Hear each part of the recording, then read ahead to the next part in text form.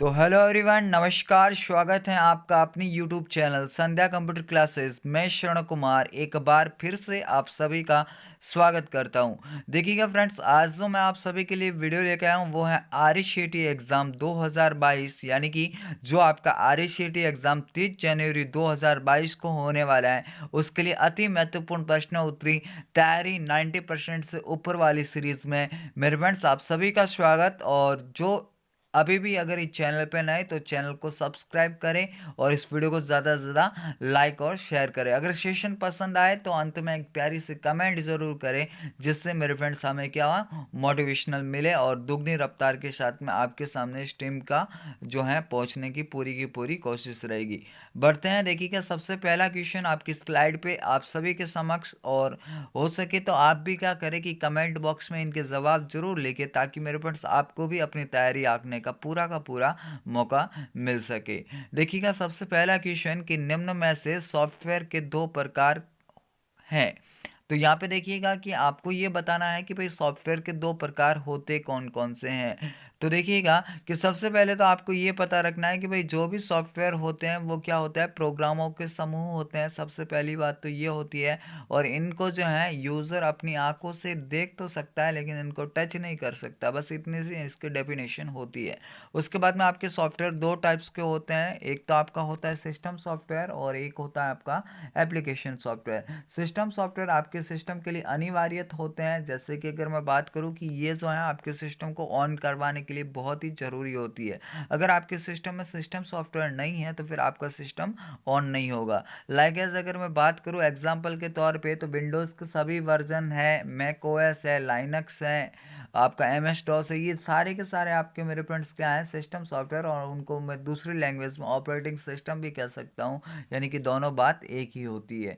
जबकि अगर बात करते हैं एप्लीकेशन सॉफ्टवेयर की, तो मेरे फ्रेंड जब भी आपका कंप्यूटर आपके सामने ऑन होकर दिखा होगा, तो जिस भी सॉफ्टवेयर में आप जो काम करते हैं, यानी जिस भी ऐप में आप यूज़र कुछ भी काम करता है, यानी एप्लीकेशन अनुप्रयोग के उपयोग के आधार पर जिसमें आप काम करोगे वो आपकी क्या कहलाएंगे, एप्लीकेशन सॉफ्टवेयर कहलाएंगे। यानी कि आपके मोबाइल में हो सकते हैं, आपके पीसी में हो सकते हैं, जितने भी सॉफ्टवेयर होंगे, यानी कि आपके ऐप्स होंगे जिनमें यूज़र कुछ ना कुछ काम करता रहता है, तो वो आपके एप्लीकेशन सॉफ्टवेयर होते हैं। ये सिस्टम के लिए अनिवार्य तो नहीं होते हैं, लेकिन किसी भी विशेष प्रोग्राम को करने के लिए इनका यूज़ किया जाता है। तो मेरे फ्रेंड्स, इससे जो है क्वेश्चन का आपका राइट आंसर क्या हो जाएगा, ऑप्शन नंबर सी हो जाएगा। यानी कि जो आपके सॉफ्टवेयर होते हैं दो प्रकार के होते हैं, सिस्टम सॉफ्टवेयर और एप्लीकेशन सॉफ्टवेयर होते हैं। दूसरा क्वेश्चन आप सभी की स्क्रीन पे कि कच्चे तथ्यों रो फैक्ट जैसे लेटर वर्ड्स एवं ध्वनि को क्या कहा जाता है। तो मेरे फ्रेंड्स हमेशा याद रखना कि आपके सिस्टम के अंदर जो जो होंगे रो और फैक्टर्स होंगे, जैसे कि आपके लेटर्स हो सकते हैं, वर्ड हो सकते हैं, या फिर कोई भी साउंड हो सकती है, ध्वनि हो सकती है, तो मेरे फ्रेंड्स उन सभी को हम क्या बोलेंगे, डेटा बोलेंगे। क्या बोलेंगे, डेटा बोलेंगे। तो ऑप्शन नंबर जो होता है यहाँ से आपका बी बिल्कुल ही करेक्ट आंसर हो जाता है।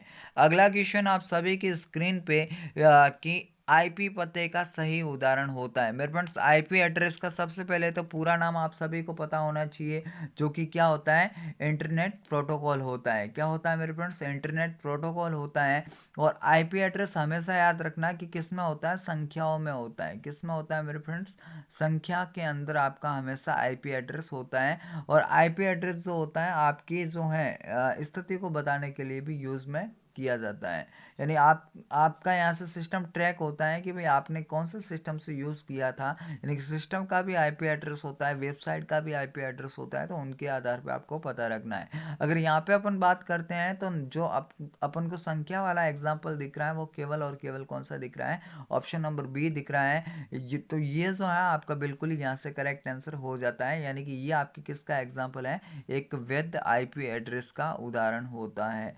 बाकी मेरे फ्रेंड्स अगर बात करते हैं, ये जो आपको दिख रहा है ना www.google.com, ये आपकी एक वेबसाइट है। और वेबसाइट में ये किसी ना किसी का एड्रेस है। इट्स मीन ये किसका एड्रेस है, गूगल का एड्रेस है। तो किसी भी वेबसाइट का जो भी एड्रेस होगा वो मेरे फ्रेंड्स आपका क्या कहलाता है, यूआरएल कहलाता है। और यूआरएल का जो पूरा नाम होता है वो मेरे फ्रेंड्स आपका होता है यूनिफॉर्म रिसोर्स लोकेटर होता है। तो मेरे ख्याल से आपके डाउट क्लियर हो गए होंगे कि आईपी एड्रेस कैसा होता है और जो है आपका यूआरएल कैसा होता है। आईपी एड्रेस हमेशा संख्याओं में होगा, जबकि यूआरएल जो होगा आपका कीवर्ड में हो सकता है। तो ये इतने से बातें थी यहाँ से, इनको आप सभी लोग याद रखेंगे। अगला क्वेश्चन आप सभी की स्क्रीन पे कि निम्न में से एमएस वर्ड में फॉन्ट स्टाइल नहीं है।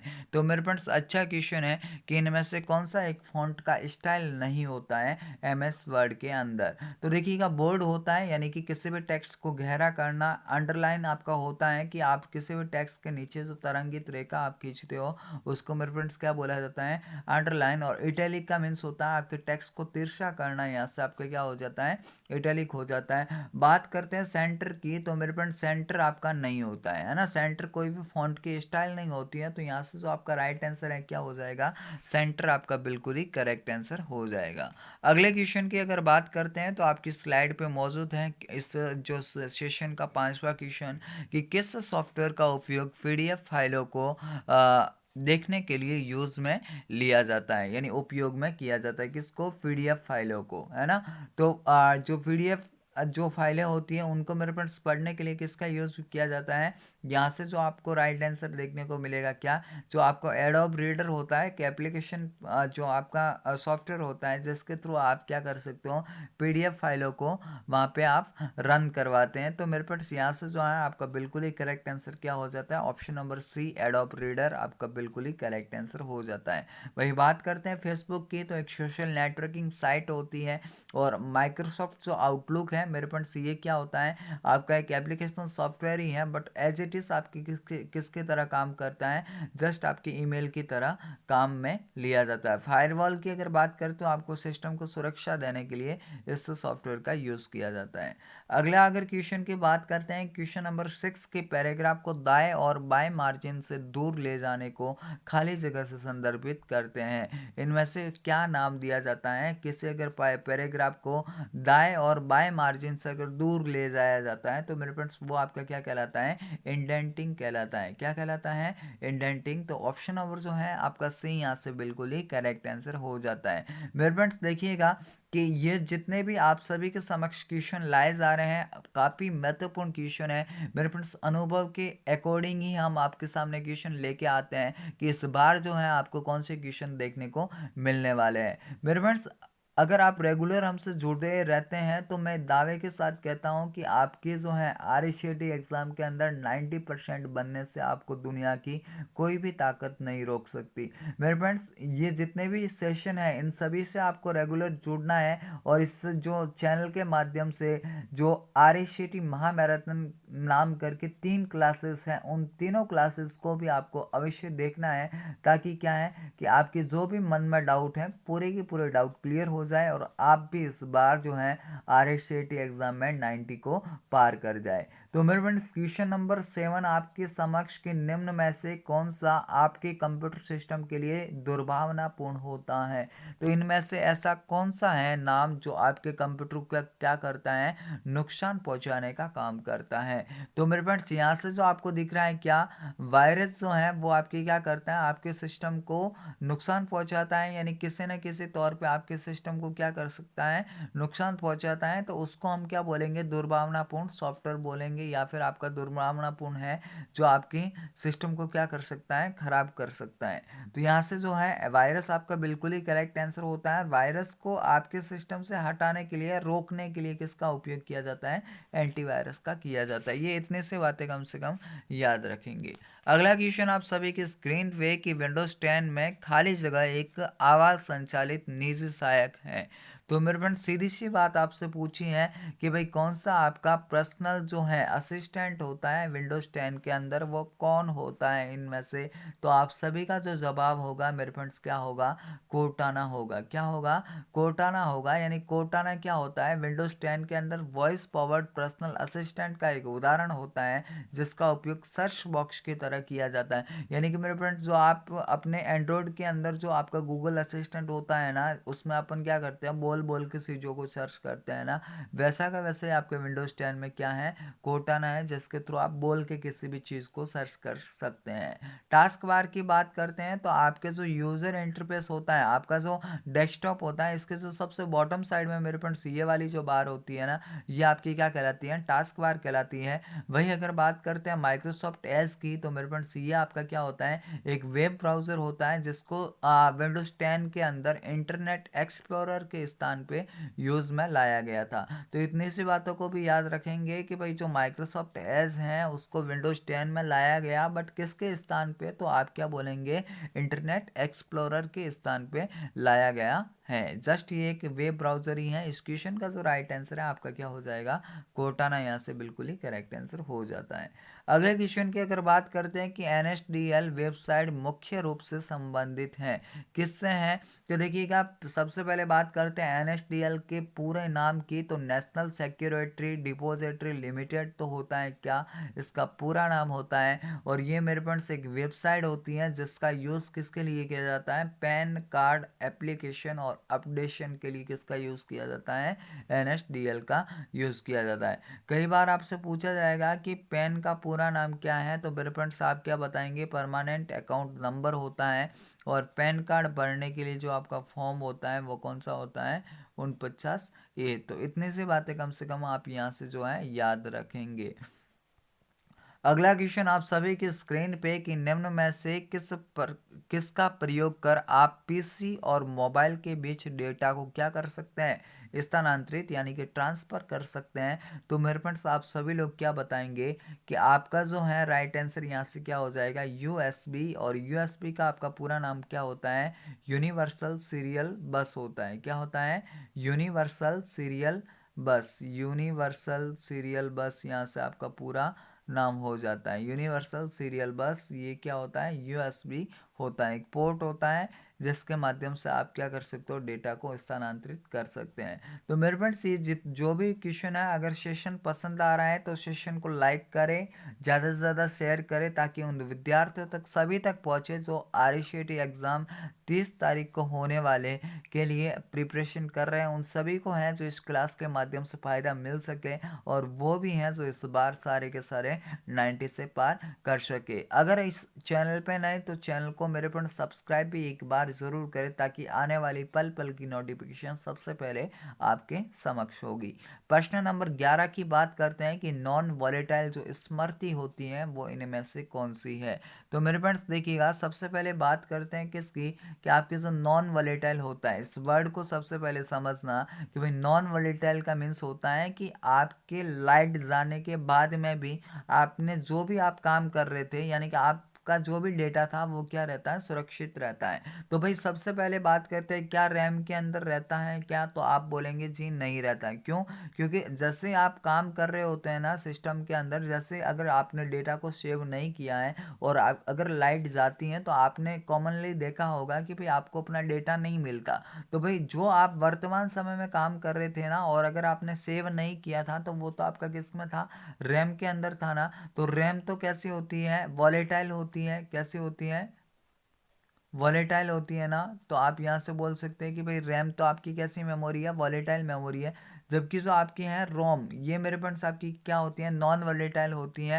यानी इसमें लाइट जाने के बाद में भी क्या रहता है, डेटा सुरक्षित रहता है। तो यहाँ से जो है आपका राइट आंसर क्या हो जाएगा, रोम आपका बिल्कुल ही करेक्ट आंसर हो जाएगा, रीड ओनली मेमोरी। अगला क्वेश्चन आप सभी की स्क्रीन पे कि MS वर्ड 2010 में किस टैब में हेडर और फुटर का विकल्प जो होता है वो मौजूद होता है। तो मेरे फ्रेंड्स आप क्या बोलेंगे, जो आपका इंसर्ट टैब होता है वहाँ से आप क्या कर सकते हो, हेडर और फुटर को इंसर्ट कर सकते हैं। हेडर और जब फुटर होते हैं आपके डॉक्यूमेंट में, हेडर तो कहाँ होता है, ऊपर की ओर में होता है, फुटर नीचे की ओर में होता है। हेडर में आप कुछ भी टाइटल लिख सकते हैं और फुटर में आप कुछ भी एड्रेस वगैरह डाल सकते हैं। कॉमनली जो हेडर और फुटर का यूज़ किया जाता है डॉक्यूमेंट की शोभा बढ़ाने के लिए किया जाता है। तो ये इतनी सी बातें कम से कम आप याद रखेंगे।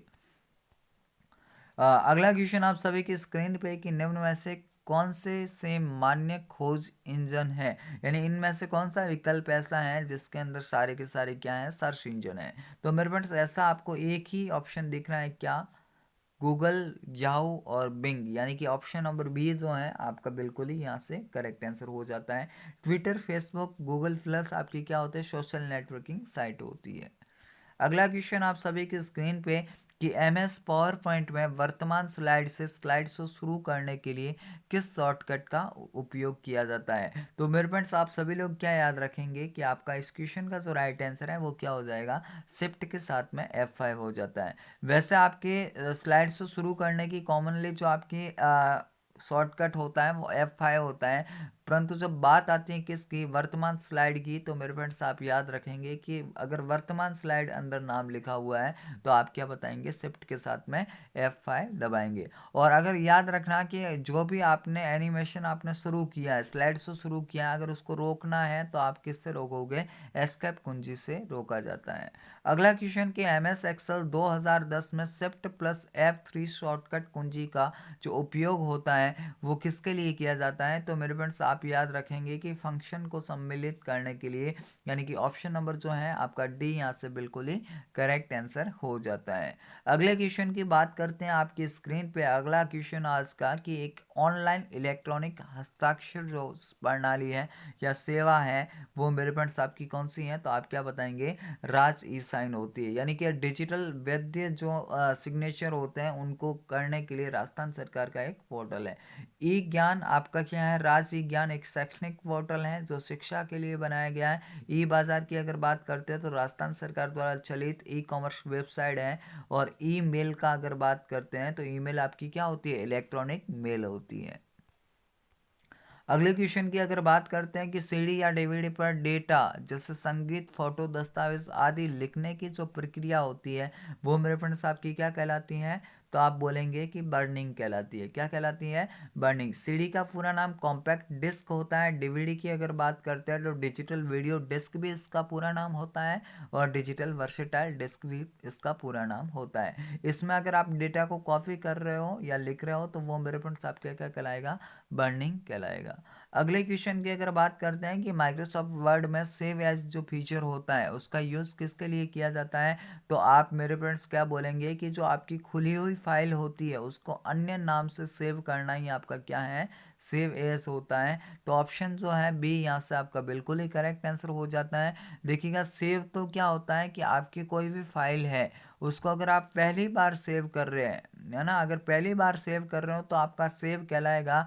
बट उसी फाइल को मेरे फ्रेंड्स आप क्या कर रहे हो, आपकी पहले से फाइल बनी हुई है, अगर आप उसमें कुछ भी संशोधन कर रहे हैं या फिर उसका फॉर्मेट चेंज कर रहे हैं, उसके बाद में अगर आप सेव कर रहे हो ना, तो वो आपका क्या कहलाएगा, सेव एज कहलाएगा। क्या कहलाएगा, सेव एज कहलाएगा। तो इतनी सी बातें कम से कम आप याद रखेंगे। और सेव एज का जो शॉर्टकट होता है क्या होता है, F12 होता है। अगले क्वेश्चन की अगर बात करते हैं कि माइक्रोसॉफ्ट विंडोज में सिस्टम रीस्टोर पॉइंट क्या होता है, तो मेरे फ्रेंड्स आप क्या बताएंगे कि भाई जो आपका रीस्टोर पॉइंट तो क्या होता है, सभी फाइलों को सिस्टम में क्या करना, पुनः स्थापित करना ही आपका क्या है, रीस्टोर पॉइंट कहलाता है। ये तो नाम से ही पता चल रहा है कि रीस्टोर का मीन्स क्या होता है, वापस स्टोर करना।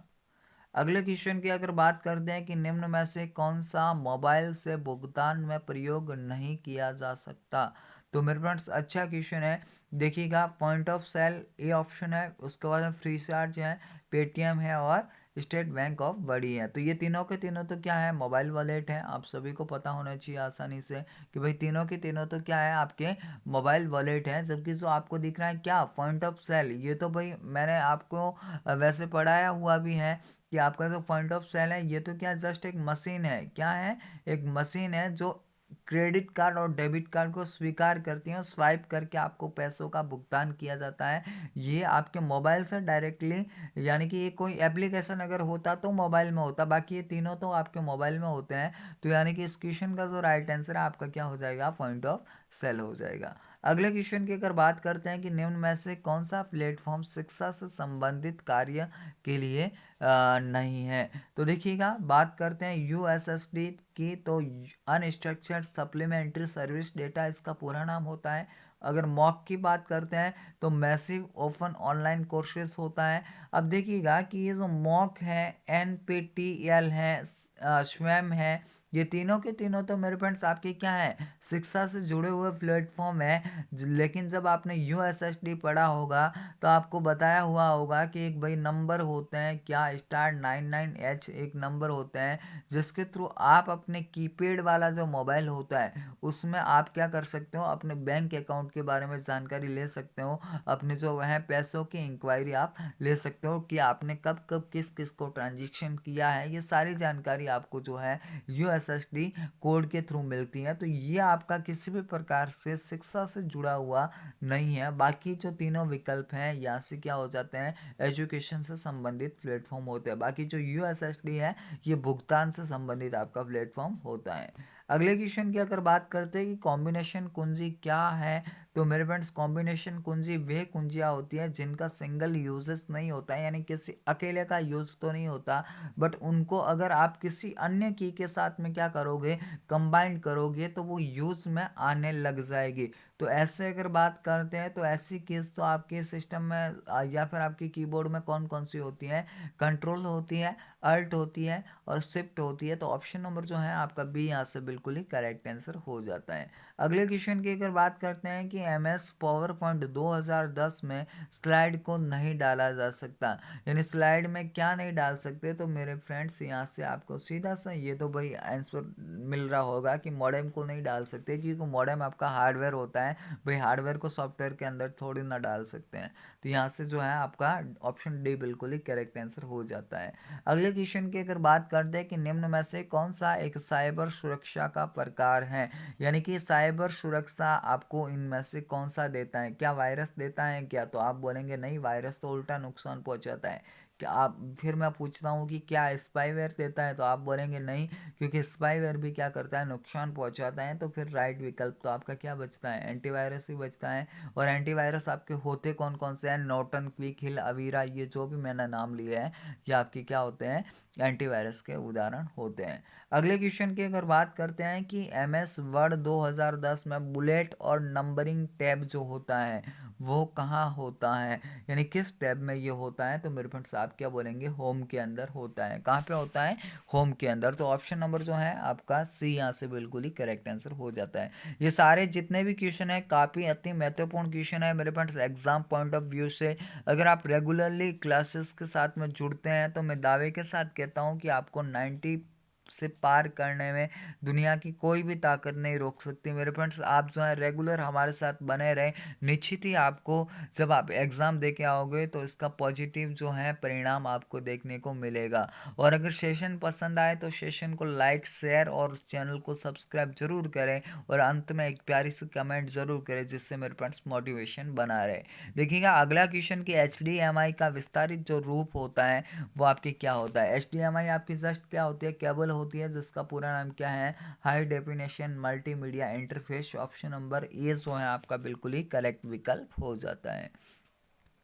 अगले क्वेश्चन की अगर बात करते हैं, क्वेश्चन नंबर 27 कि बिना खाली जगह के कोई कंप्यूटिंग डिवाइस काम नहीं कर सकती, तो भाई अभी अभी मैंने आपको थोड़े टाइम पहले ही बताया था कि अगर मैं बात करूँ सिस्टम सॉफ्टवेयर की या फिर ऑपरेटिंग सिस्टम की, तो इनके बिना जो है आपका सिस्टम ऑन नहीं हो सकता। तो आप क्या बोलेंगे, सिंपली ऑप्शन नंबर सी जो है आपका यहाँ से बिल्कुल ही करेक्ट आंसर हो जाता है। अगले क्वेश्चन की बात करते हैं कि एक ऑनलाइन फॉर्म भर रहे हैं, आप ऑनलाइन फॉर्म भर रहे हैं और डेटा सर्वर में स्थानांतरित कर रहे हैं, तो ये आपकी प्रोसेसिंग क्या कहलाती है, तो भाई आप क्या बोलेंगे, अपलोडिंग कहलाती है। क्या कहलाती है, अपलोडिंग। यानी कि भाई सिंपली बात है कि आप अगर डेटा को साइड पे डाल रहे हैं तो वो आपका अपलोडिंग ही कहलाता है।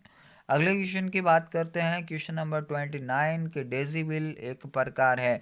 सबसे पहले डेजीबिल एक प्रिंटर होता है जो आप सभी को पता है, और प्रिंटर आपके दो श्रेणी में होते हैं, इम्पैक्ट होता है, नॉन इम्पैक्ट होता है। ये सारी जानकारी अगर आपको अभी नहीं पता है तो हम बता देंगे जब थ्योरी क्लासेस आपके सामने आएगी, तो आपको ये सारी जानकारी मिल जाएगी। लेकिन अभी के लिए ये समझना है कि भाई जो प्रिंटर हैं दो प्रकार के होते हैं, इम्पैक्ट होता है और एक आपका नॉन इम्पैक्ट होता है। अब इम्पैक्ट के अंदर ही है ना आपकी कैरेक्टर और लाइन होते हैं, और कैरेक्टर के अंदर ही आपकी कौन कौन से होते हैं, डेजी व्हील और आपका डॉट मैट्रिक्स होता है। तो अगर यहाँ पे जो है कैरेक्टर ऑप्शन में नहीं है तो फिर आप किसको चूज करेंगे, इम्पैक्ट को चूज करेंगे। तो ऑप्शन नंबर जो है बी यहाँ से आपका बिल्कुल ही करेक्ट आंसर हो जाता है। अगले क्वेश्चन की बात करते हैं कि किस में एक सीडी या डीवीडी की एक सामान्य प्रचलित क्षमता नहीं है, यानी इनमें से कौन सी एक प्रचलित क्षमता नहीं है। तो मेरे फ्रेंड्स आप क्या बोलेंगे, 13 GB नहीं होती है। अगले क्वेश्चन की वीजीए कार्ड में कितनी पिन होती हैं, यानी कि जो आपकी वीजीए केबल, यहाँ पे ये समझना है कि वीजीए केबल जो होती है उसमें कितनी पिन होती है। तो आप क्या बोलेंगे कि भाई आपके 15 पिन उसके अंदर होती है। तो यहाँ से जो ऑप्शन नंबर सी आपका यहाँ से बिल्कुल ही करेक्ट हो जाता है। अगला क्वेश्चन की हॉटस्पॉट कनेक्टिविटी के लिए क्या आवश्यक होता है। तो आप बोलेंगे कि भाई जो आपका वाईफाई होता है वो हॉटस्पॉट के लिए आवश्यक होता है। वाईफाई का पूरा नाम वायरलेस फिडिलिटी होता है, और इसकी जो रेंज होती है 20 मीटर तक हो सकती है, यानी कि इसको चलाने के लिए किसी भी प्रकार के वायर की आवश्यकता नहीं होती, इसीलिए इसको क्या बोला जाता है, वायरलेस फिडिलिटी बोला जाता है। और ये किस प्रकार का नेटवर्क होता है। तो मेरे फ्रेंड्स आप क्या बोलेंगे, लैन प्रकार का होता है, लोकल एरिया नेटवर्क होता है। और लोकल एरिया नेटवर्क में भी कैसा होता है, वायरलेस लोकल एरिया नेटवर्क होता है। अगले क्वेश्चन की अगर बात करते हैं कि प्रिंटर एक कंप्यूटर पर निम्न में से किन कंट्रोल पैनल सेटिंग विकल्प के उपयोग से इंस्टॉल्ड किया जा सकता है। तो मेरे फ्रेंड्स जो है आपका ऑप्शन ए भी राइट है और ऑप्शन बी भी राइट है, यानी ए व बी दोनों यहाँ से आपका बिल्कुल ही करेक्ट आंसर हो जाता है। अगले क्वेश्चन की अगर बात करते हैं कि पैराग्राफ की प्रत्येक लाइन को लेफ्ट और राइट मार्जिन के मध्य ले जाने का काम कौन करता है। तो आप क्या बोलेंगे, जस्टिफाई करता है। जस्टिफाई की जो शॉर्टकट होता है क्या होता है, कंट्रोल के साथ में जे होता है। क्या होता है, कंट्रोल के साथ में जे होता है। वही बात करते हैं सेंटर की, तो सेंटर का होता है कंट्रोल के साथ में ई होती है। ये इतनी सी बातें कम से कम आप याद रखेंगे। अगला क्वेश्चन और आज की सेशन का अंतिम क्वेश्चन, अगर सेशन पसंद आया हो तो मेरे फ्रेंड्स जो है चैनल को सब्सक्राइब करें, वीडियो को लाइक करें और शेयर करें, और ज़्यादा से ज़्यादा व्यक्ति तक ज़रूर पहुँचाएँ ताकि उनको भी इस क्लास के माध्यम से बहुत सारा फ़ायदा मिल सके। मेरे फ्रेंड्स संध्या टीम आपके लिए हमेशा तैयार रहेगी, और अगर हमने ठाना है कि आपको करवाना है 90 से पार, तो मेरे फ्रेंड्स करवा के ही मानेंगे। यानी कि अगर 90 से पार नहीं बने, अगर रेगुलर सेशन के साथ जुड़िएगा, अगर नहीं बनते हैं तो एंड में मेरे फ्रेंड्स आप दावे के साथ बोलना है कि सर आपने उस दिन बोला था और हमने आपकी रेगुलर क्लासेस ली और फिर भी नहीं बने, तो फिर आप हमें बोलना। तब तक के लिए विश्वास बनाए रखें। और ये जो 35 क्वेश्चन आपकी स्क्रीन पे कि निम्न में से कौन सी सोशल नेटवर्किंग साइट नहीं है, तो मेरे फ्रेंड्स आप क्या बोलेंगे कि आपका जो होता है विकीपीडिया, विकीपीडिया आपकी सोशल नेटवर्किंग साइट नहीं होती है। तो ये थे आज के अपने top most 35 question. I hope आपको ये वीडियो बहुत ही पसंद आया होगा। अगर सेशन को पसंद किया है तो सेशन को लाइक, शेयर और सब्सक्राइब ज़रूर करें, और ज़्यादा से ज़्यादा व्यक्तियों तक इसको अवश्य पहुँचाएं। यानी जिन भी स्टूडेंट का 30 तारीख को एग्ज़ाम है उन सभी को वो संध्या टीम की ओर से बेस्ट ऑफ लक। मेरे फ्रेंड्स लग जाए एक बार फिर से जीत की तैयारी में, क्योंकि इस बार जो है आपको करना है 90 से पार, और RSCT में आपका भी होगा बेड़ा पार। इसी लक्ष्य और इसी जुनून के साथ में कि आप इस बार करेंगे 90 से पार। अभी के लिए इतना ही, मिलेंगे कल एक नए वीडियो के साथ। तब तक के लिए जय हिंद, वंदे मातरम, जय भारत।